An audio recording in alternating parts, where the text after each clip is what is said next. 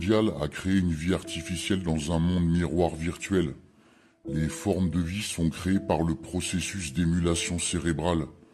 Selon Robin Hanson, les M pour émulation sont basés sur un groupe de 300 humains d'élite pour créer des clones numériques qui existent dans la réalité virtuelle.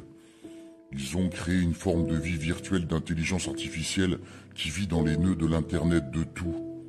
Un nœud est un dispositif électronique connecté à un réseau et capable de créer, de recevoir ou de transmettre des informations sur un canal de communication.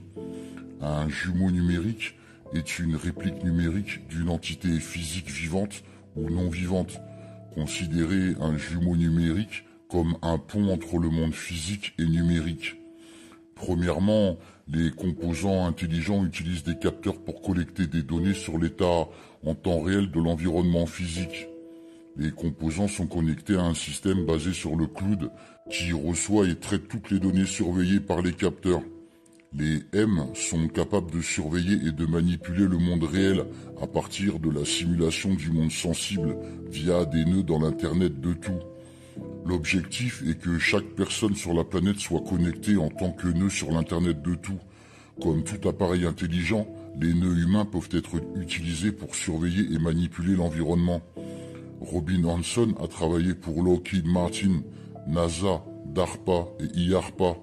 Au DARPA, il a créé le projet Future Markets Applied to Prediction, FutureMap, qui visait à exploiter l'intelligence collective en recherchant des techniques de marché de prédiction pour éviter la surprise et prédire des événements futurs. L'objectif était d'explorer la faisabilité de mécanismes commerciaux fondés sur le marché pour prévoir l'instabilité politique, les menaces à la sécurité nationale et autres événements majeurs dans un avenir proche. En termes simples, FutureMap serait un site web qui permettrait aux gens de parier sur le moment où une attaque terroriste se produirait. Le bookmaker aurait été le gouvernement fédéral. Plusieurs sénateurs ont été scandalisés par la notion même d'un tel programme.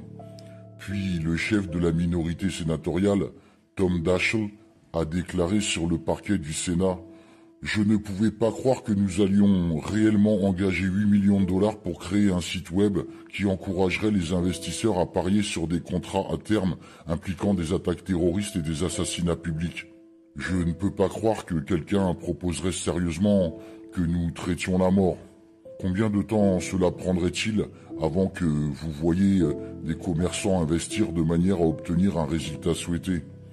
Le sénateur démocrate de l'Oregon, Ron Wyden, a déclaré « L'idée d'un salon de Paris fédéral sur les atrocités et le terrorisme est ridicule et grotesque. » Le démocrate de rang au comité des services armés, le sénateur Carl Lewin du Michigan, pensait que le programme était si ridicule qu'il pensait que les premiers rapports en étaient le résultat d'un canular. Le programme a apparemment été abandonné. Votre esprit est votre univers. L'univers est un ordinateur quantique. Un ordinateur quantique crée votre réalité. Votre réalité est créée dans votre esprit via un portail vers un univers parallèle simulé par ordinateur quantique. Il existe une technologie pour enregistrer l'activité neuronale. Cette technologie peut créer une carte du cerveau. Ensuite, il y a la technologie qui utilise des superordinateurs puissants pour simuler la personnalité de ces individus. Cette technologie peut créer des expériences simulées qui peuvent ensuite être téléchargées dans le cerveau et la personne les vit comme si elles étaient la réalité. Les différences sont visibles avec une observation étroite de soi et du fonctionnement de la réalité. Ensuite, il y a la technologie qui permet des réalités simulées, qui sont basées sur les enregistrements de la technologie des superordinateurs et de la technologie de réseau neuronal qui utilise un système d'intelligence artificielle pour projeter une simulation à l'échelle de la civilisation entière. Cela a ensuite été extrapolé à des univers entiers. Le résultat est un système de supercalculateurs à technologie de pointe qui fonctionne comme une passerelle vers des réalités parallèles possibles qui sont aussi précises que la réalité elle-même. De plus, ce système fonctionne pour prédire l'avenir à des degrés divers selon l'entrée. Cette technologie a ensuite été fusionnée avec une technologie qui permet à l'ordinateur de lire et de traiter l'ADN pour incorporer les informations génétiques trouvées dans ces réalités parallèles dans une technologie d'impression 3,5D. Ainsi, ces êtres de réalité alternative ont développé une passerelle vers cette réalité. Ceux qui vivent ces réalités étaient convaincus que ces réalités sont à l'origine de leur propre moi, et ils voient donc cela comme une promotion de tout ce qu'ils sont. Cela était plus ou moins déterminé comme une tromperie, ou du moins une sorte d'illusion perpétuelle développée par ces systèmes, et l'univers lui-même comme une projection holographique hyperbolique. La vérité n'est pas dans l'hyperbole, mais dans la version complète et centralisée de la réalité basée sur les principes finis de création, d'harmonie, de conscience de soi, de connaissance, de vérité et de compassion par le libre arbitre.